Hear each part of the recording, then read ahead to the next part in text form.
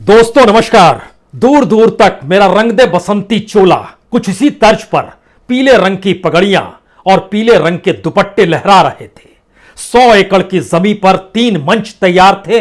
उन मंच पर एक जगह शपथ ली जा रही थी, दूसरे मंच पर दिल्ली की कैबिनेट देख रही थी, समझ रही थी उसका मॉडल कैसे काम आ गया, और तीसरे मंच पर आने वाले वक्त में जिनके कंधे पर जिम्मेदारी है वो विधायकों की पूरी फौज बैठी थी।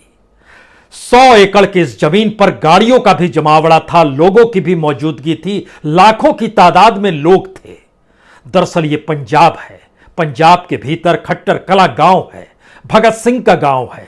पहली बार इस गांव के भीतर में किसी राज्य के मुख्यमंत्री ने शपथ ली। इतना ही नहीं, किसी राज्य में, यहां तक कि उस राज्य की राजधानी को छोड़कर शपथ ग्रहण कहीं दूर हुआ, यह भी पहली बार हुआ। और शायद पंजाब ने भी तो पहली बार उस सियासतदानों की परिस्थितियों को पलट दिया जो ये मानते चले आए कि चाहे वो भ्रष्ट हो जाएं, चाहे आकंठ भ्रष्टाचार में डुबकी लगाते रहें, चाहे इन सब के बीच सरकारी अय्याशी करते रहें, शायद इन सब के बीच भ्रष्टाचार और मुफलिसी के बीच खुद को ये कहते रहे कि यही डेमोक्रेसी है, शायद इन परिस्थितियों को पंजाब ने पलटा है। तो क्या पंजाब की परिस्थितियों को अब मौजूदा सत्ता साध पाएगी? अगर पंजाब को केजरीवाल साध लेते हैं, आम आदमी पार्टी साध लेती है, भगवंत सिंह मान एक मुख्यमंत्री के तौर पर साधने की परिस्थितियों में खड़े हो जाते हैं, तो यकीन जानिए यह भारत के लिए एक नया मॉडल होगा, एक ऐसा मॉडल जिसके पीछे यह देश चल पड़ सकता है। लेकिन फिलहाल इन बातों पर गौर करने से पहले जरा सोचिए, जो कनाडा में बैठे हुए पंजाब के लोग हैं, जो अमेरिका में हैं, जो ब्रिटेन में हैं, जो ऑस्ट्रेलिया में हैं, वह भी टकटकी लगाए हुए पंजाब की बदलती सियासत को देख रहे हैं, और वहां पर जो नया राज्य के तौर पर एक नई परिस्थिति का जन्म हो रहा है, शायद उसकी खुशबू महसूस कर रहे हैं। लेकिन हर कोई जानता है पंजाब आकंठ कर्ज में डूबा हुआ है। पंजाब के भीतर न्यूनतम की लड़ाई लड़ी जाती है, और इस देश के भीतर में जो बाजार इकोनॉमी कॉरपोरेट के जरिए आई, वह भी पंजाब की जमीन को हड़प लेना चाहती है। एक नई परिस्थितियों में पंजाब खड़ा है, वो जानता है उसकी जमीन से ही हरित क्रांति हुई थी जिसने इस देश का पेट भरा। लेकिन वह यह भी जानता है उस हरित क्रांति को बीते 50 बरस बीत चुके हैं। उसके बाद की परिस्थितियों में आने वाली नई पीढ़ी के सामने खेती करना भी चुनौती है। और दिल्ली पंजाब के भीतर में बड़ा अंतर है, चाहे वो प्रति व्यक्ति आय के तौर पर हो, चाहे स्कूल के तौर पर हो, चाहे हेल्थ सेंटर के नाम पर हो, चाहे रोजगार के नाम पर हो। और शायद इन सब के साथ दिल्ली को केंद्र शासित राज्य के तौर पर देखते हुए पंजाब को साध पाना, वह भी दिल्ली के मॉडल से सबसे बड़ी चुनौती है। हमें लगता है एक एक करके इन परिस्थितियों को इसलिए समझ जाइए क्योंकि दुनिया में सबसे बड़ी तादाद में पंजाब का युवा ही निकल कर गया है, और उसकी संख्या कम नहीं हुई है, लगातार बढ़ती चली जा रही है। शायद इसीलिए पंजाब को अगर आम आदमी पार्टी ने साध लिया तो मैसेज पूरी दुनिया में जाएगा, और अगर नहीं साध पाया तो फिर पूरी दुनिया से वही परिस्थिति निकल कर आएगी कि आखिर पंजाब में बदला क्या। पंजाब के लोग तो बदल गए, क्या सियासत के तौर तरीके बदल जाएंगे? चुनौती यही है। सवाल यह नहीं है कि कल से हर महीने हर महिला को 1000 रुपए मिलने लगेंगे, यानी साल में 12,000 करोड़ का चूना लगने वाला है राज्य सरकार के उस खजाने पर जो कर्ज में डूबा हुआ है, और कर्ज में भी आखंड डूबी हुई पंजाब की इकोनॉमी है। 2,82,000 करोड़ के कर्ज में डूबा हुआ पंजाब है। यहां के किसानों की स्थिति, हर कोई कर्ज में ही डूबा हुआ है, चाहे उसके पास 1 हेक्टेयर या उससे भी कम की जमीन हो, या फिर 10 हेक्टेयर से ज्यादा की जमीन हो। किसान सम्मान निधि हर महीने 500 रुपए के हिसाब से प्रधानमंत्री सरकार के खजाने से 6,000 रुपए पंजाब के तकरीबन 25 लाख छोटे और सीमांत किसानों को देते हैं। केजरीवाल एक कदम आगे बढ़े और 1 करोड़ महिलाओं को उन्होंने कहा 1,000 रुपए हर महीने देंगे। लेकिन यह पंजाब नहीं है। पंजाब को साधना और पंजाब के आश्रय इस देश को साधना, यह अब समझने की जरूरत है। और शायद इसी की चुनौती पहली बार सामने आकर खड़ी है, क्योंकि भगत सिंह के गांव में शपथ ली गई है, और भगत सिंह का मतलब इस देश के भीतर में शहीद आजम भगत सिंह की कौन सी परिस्थिति से कौन कैसे युवा अपने आप को जोड़ता है, और पूरी वामपंथी पार्टियों ने उसे अपनाया है। नौजवान युवा सभा जो बनाई गई उसके आश्रय भी लेफ्ट ने जिया है, सामाजिक कार्यकर्ता एनजीओ ने भी उसे जिया है। लेकिन सरकार के भीतर पहली बार यह भी एक नायाब प्रयोग है कि महात्मा गांधी अब सरकारी दफ्तरों में गायब हो जाएंगे। भगत सिंह और बाबा साहब अंबेडकर की तस्वीर ही वहां पर नजर आएगी।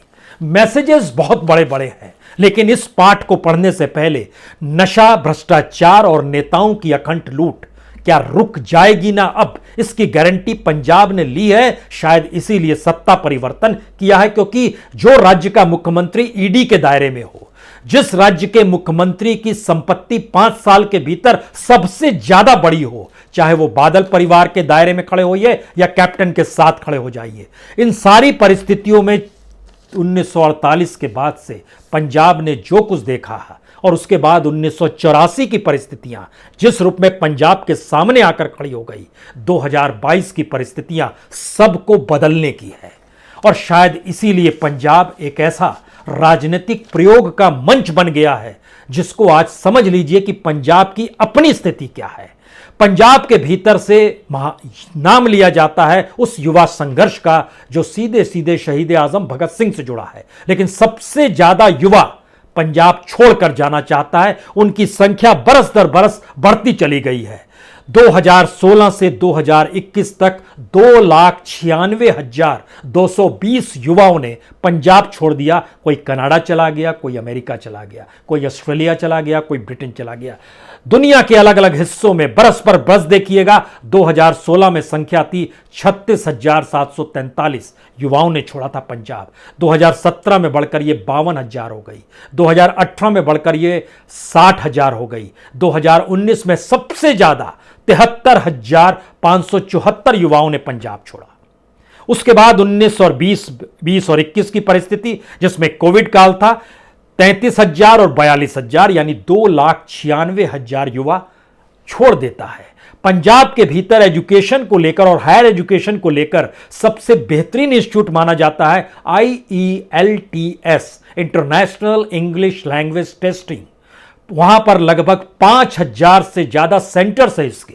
हालांकि 90% सेंटर जो है वह अनरजिस्टर्ड है, यानी एक लिहाज से कहिए उससे मान्यता नहीं मिलेगी, लेकिन एक ट्रेनिंग होती है बाहर जाने के लिए। अगर आपको IELTS से डिग्री मिल गई, आपने जो भाषा बोली, तो उसके हिसाब से आपकी एंट्री दुनिया के दूसरे देशों में हो जाती है। और यह पंजाब का सच है। यह इंडस्ट्री अपने आप में 1,000 करोड़ से ज्यादा का नेटवर्क के साथ जीती है।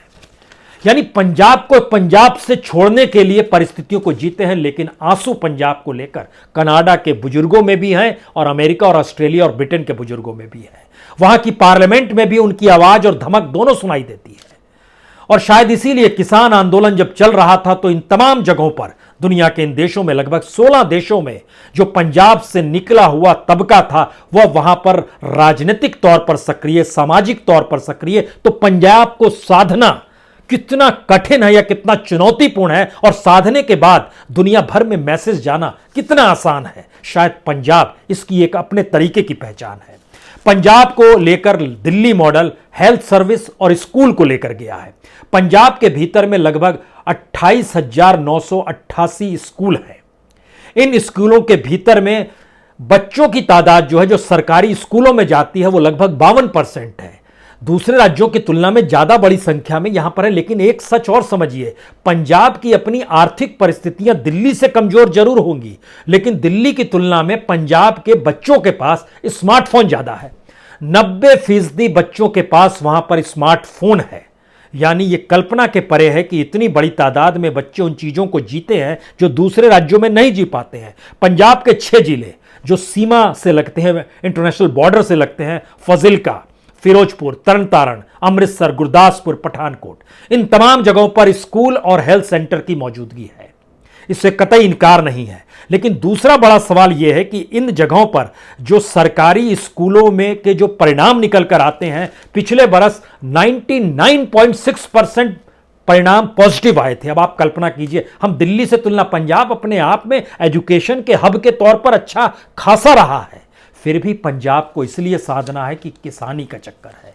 जीडीपी में खेती का योगदान 25%, इंडस्ट्री का योगदान 25% और 50% सर्विस सेक्टर का योगदान है। लेकिन इस कोरोना काल के बीच में सारी परिस्थिति धीरे धीरे वहां पर खत्म होती चली गई।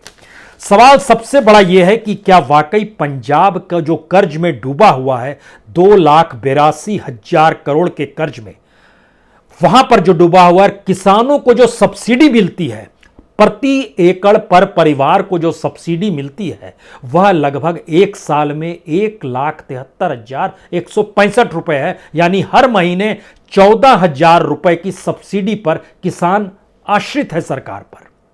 एक नया मॉडल केजरीवाल को पंजाब को लेकर खड़ा करना है, जहां पंजाब स्वावलंबी हो, कर्ज मुक्त वहां के किसान हो। और जब इन बातों का हम जिक्र कर रहे हैं तो 2-3 बातें बहुत साफ तौर पर समझिए कि पंजाब में 1 हेक्टेयर से कम की जिनकी जमीन है और जिनके 1 से 2 हेक्टेयर की जमीन है, यानी स्मॉल और मार्जिनल किसान, दोनों को मिला दीजिएगा तो जो रजिस्टर्ड हैं उनकी संख्या 3,87,000 किसान हैं जो कर्ज में डूबे हुए हैं, यानी लगभग 87%।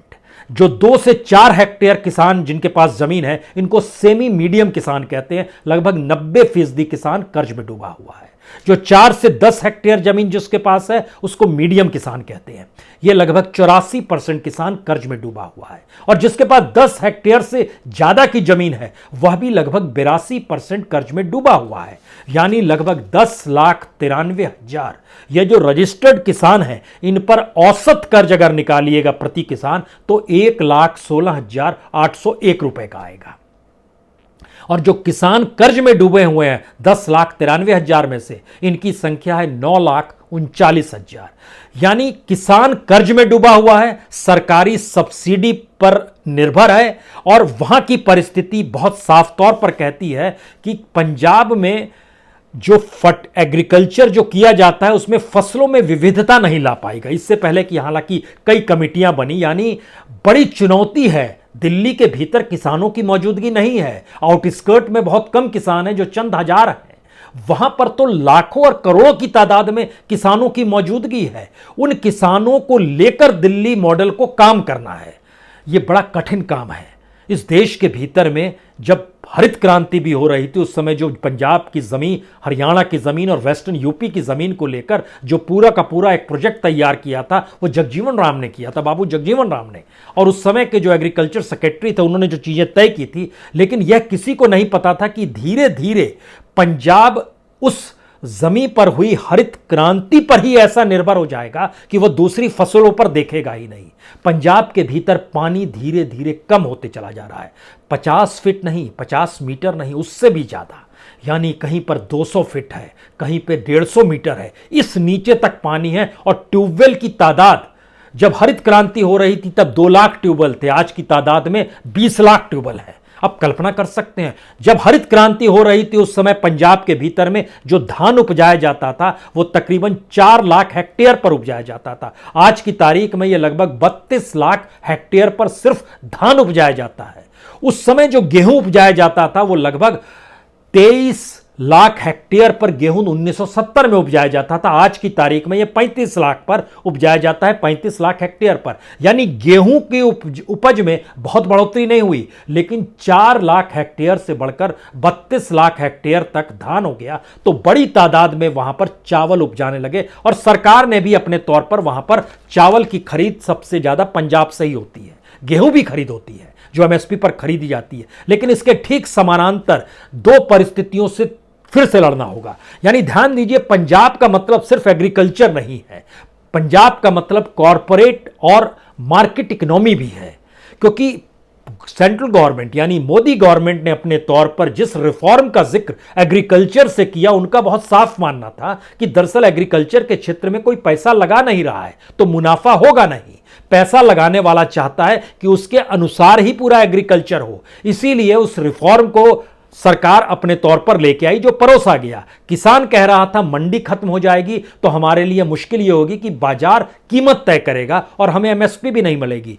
यानी पंजाब को साधने के लिए 2 स्तर पर लड़ाई लड़नी है। एक तरफ पंजाब को किसानी से जोड़े भी रखना है और दूसरी तरफ उस किसानी के लिए एक नया मार्केट भी क्रिएट करना है जो उस बाजार से टकराएगा जिस बाजार की जरूरत कॉरपोरेट अभी तक रही है।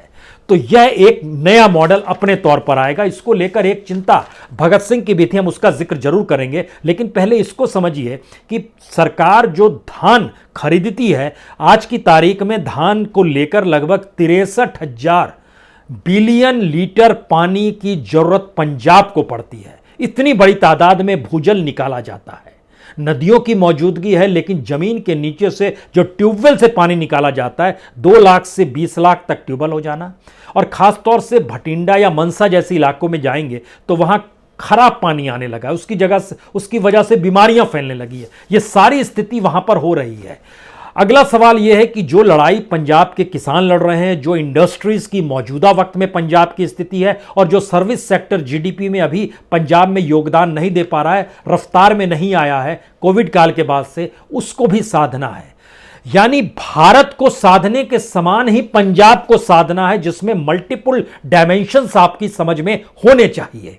एग्रीकल्चर को कैसे साधेंगे, मार्केट इकोनॉमी को कैसे साधेंगे, स्कूल और हेल्थ सेक्टर्स भी आपको क्रिएट करने हैं और पैरेलल में आपको इंडस्ट्रीज को भी डेवलप करना है, उद्योगों को भी डेवलप करना है। हमको लगता है यहां पर एक पर्चा जो खास तौर से भगत सिंह ने 2 फरवरी 1931 को 2 महीने पहले जो कुछ क्रांतिकारी कार्यकर्ताओं के नाम जो उन्होंने पत्र लिखा था, उसमें उन्होंने इंडियन रेवोल्यूशन के गोल बताए थे। इस गोल को समझिए, उससे कुछ चीजें और तस्वीर साफ होगी।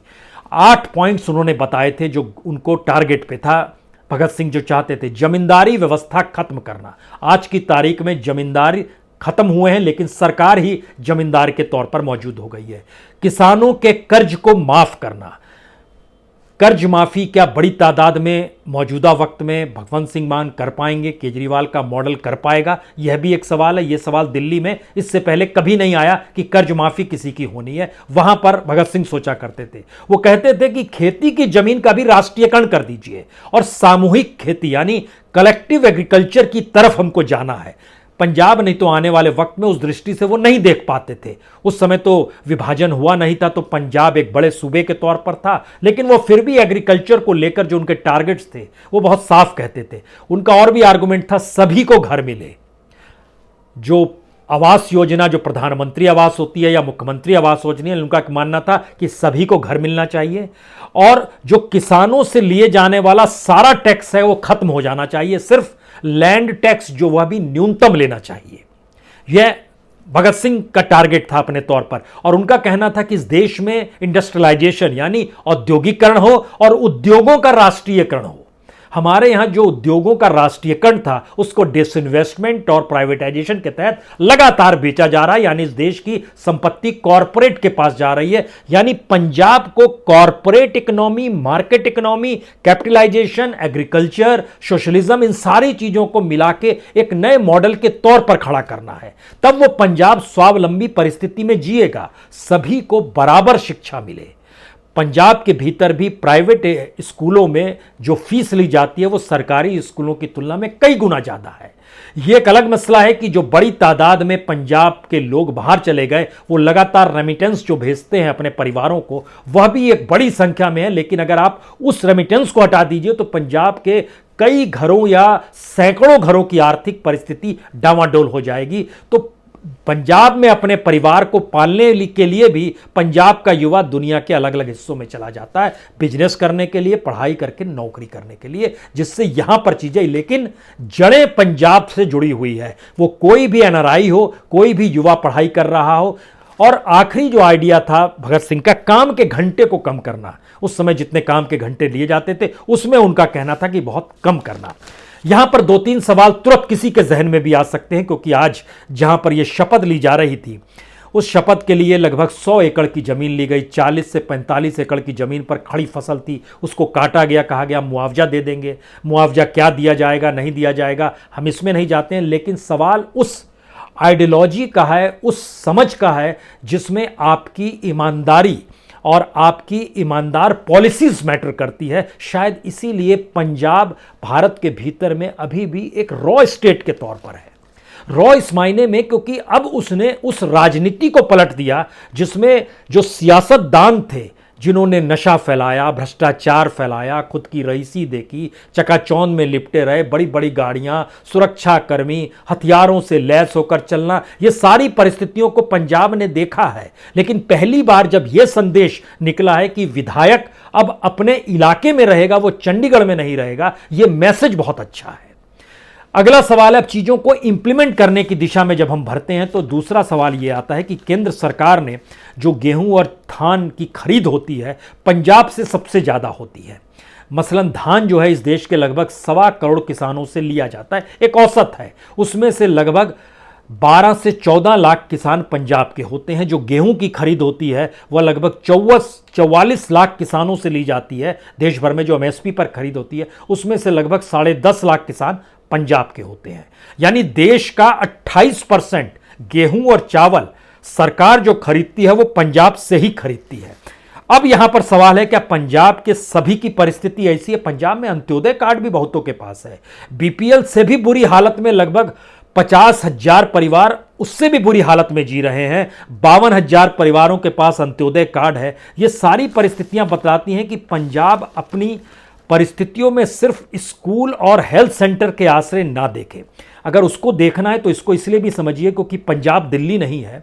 दिल्ली के भीतर में कोविड काल से ठीक पहले, आप 2019 में चले जाइए, 107 हॉस्पिटल थे, 27,000 बेड थे। पंजाब के भीतर में जो अस्पतालों की संख्या है वो 816 है, जिसमें प्राइमरी हेल्थ सेंटर भी, कम्युनिटी हेल्थ सेंटर भी, सब डिस्ट्रिक्ट हेल्थ हॉस्पिटल्स भी, डिस्ट्रिक्ट हेडक्वार्टर हॉस्पिटल्स भी 816 हैं। लेकिन बेड्स की संख्या दिल्ली से कम, 21,000 बेड है वहाँ पर। ग्रामीण और शहरी इलाकों में पंजाब को बांटिएगा तो एक बड़ा हिस्सा वहाँ पर ग्रामीण इलाकों में रहता है। लेकिन ग्रामीण इलाकों में जो अस्पतालों की बेड की स्थिति है उनकी संख्या सिर्फ 6,000 है। शहरों में लगभग 16,000 है। ग्रामीण जीवन में ज़्यादा बड़ी तादाद में लोग रहते हैं। और अगर आप वहाँ पे अस्पतालों की संख्या देखिएगा तो शहरी इलाकों में, हम सिर्फ सरकारी अस्पतालों का जिक्र कर रहे हैं, तो ये कहा गया है कि हम वहाँ मोहल्ला क्लिनिक्स खोलेंगे, मोहल्ला अस्पताल खोलेंगे, वहाँ पर स्कूलों की संख्या बढ़ेगी। ये सारी चीज़ें अपनी जगह पर ठीक है, लेकिन 4-5 सवाल आखिर में जरूर समझने की जरूरत है। पहला सवाल यह है कि पंजाब जिन परिस्थितियों से बहुत ज़्यादा प्रभावित होकर उसने राजनीतिक सत्ता को पलटने की कोशिश की, वह चीज़ें क्या वाकई पंजाब के लोगों में उम्मीद और आस इस पराकाष्ठा पर ले गई जहां पर अब वो मानकर चल रही है कि उसकी स्थितियों में सुधार होगा? और उनकी स्थितियों में सुधार लाने के लिए जो सरकार के सामने चुनौती होगी, वहां आम आदमी पार्टी सरकार या मान जो मुख्यमंत्री हैं उनके सामने जो चुनौती होगी, यह कोई सेंटर स्टेट वाला मसला नहीं है। बीजेपी में केंद्र से पैसा राज्यों में चला जाता था, लेकिन ऐसा संभव नहीं है कि दिल्ली का पैसा पंजाब चला जाए। दिल्ली के भीतर जो कलेक्शन है, जीएसटी का कलेक्शन है या टैक्स कलेक्शन है, पंजाब की तुलना में कई गुना ज़्यादा है। यहाँ पर हर चीज़ पंजाब की तुलना में बहुत आगे है। प्रति व्यक्ति आय भी वहाँ की तुलना में लगभग 4 से 5 गुना ज़्यादा है। और देश की औसत आय जो है प्रति व्यक्ति की, उससे कम पंजाब की आय है। तो पंजाब को सुलझाने के लिए वहाँ की सामाजिक आर्थिक परिस्थितियों के हिसाब से पॉलिसी को डिज़ाइन करना है। और जो उम्मीद और आस कट्टर खला में खड़े होकर भगत सिंह के नारे के साथ और रंग दे बसंती चोला के आश्रय जो जगाई गई है, वह एक बदलाव और परिवर्तन की दिशा में चीज़ों को ले जाती है। तीसरी बड़ी बात है कि देश के किसी भी दूसरे राज्य में क्या परिवर्तन हो रहा है वो बाहर बैठे लोग नहीं देखते हैं, लेकिन पंजाब में कनाडा के आंसू भी बहते हैं और खुशी भी टपकती है। दुनिया के अलग अलग हिस्सों में जो लोग रहते हैं उनसे जब आप संवाद कीजिएगा जिनका जुड़ाव पंजाब से है, उनकी परिस्थितियों को देखिए तो उन्होंने कई चीजें भोगी है। विभाजन का दर्द सबसे ज्यादा पंजाब के साथ है। 84 की त्रासदी सबसे ज्यादा पंजाब ने ही देखी है। और उसके बाद की परिस्थितियों में जो आंदोलन किसानों का हुआ, उसमें 700 किसानों में से 600 किसानों की शहादत जो है वो पंजाब ने ही देखी है। तो इस परिवर्तन और इस शपथ ग्रहण और इस मॉडल का जिक्र सिर्फ यह कहने से काम नहीं चलेगा कि पंजाब ने चीज़ें बदल कर दिखा दी। अब पंजाब को बदल कर दिखाने का वक्त है। क्या इस देश की राजनीति के सामने और केजरीवाल मॉडल या भगवंत सिंह मान ने जो सोचा है वह इंप्लीमेंट पंजाब में हो जाएगा? तो यकीन जानिए, पंजाब सध गया तो फिर कल को देश भी साध सकते हैं। और अपने तौर पर केजरीवाल 24x7 उसी राजनीति को जीते हैं, उसी जिंदगी को जीते हैं जिसके आश्रय कोई भी कह सकता है उससे इतर वह कुछ सोच ही नहीं पाते हैं। तो शायद यह एक अच्छा वक्त है भारत की राजनीति के लिए, भारत की उन परिस्थितियों के लिए जहां पर राजनेताओं से घृणा होने लगती है, लेकिन जनता जब बदलाव करती है तो किस किस को जिताती है और किन किन को हराती है, यह पंजाब में ही हुआ है। उम्मीद, आस और भरोसा तीनों अपने साथ रखिए। अभी तो शपथ ग्रहण है, लेकिन चीजें फलीभूत होंगी, यह कह सकते हैं। उम्मीद रखनी चाहिए। बहुत बहुत शुक्रिया, बहुत बहुत शुक्रिया।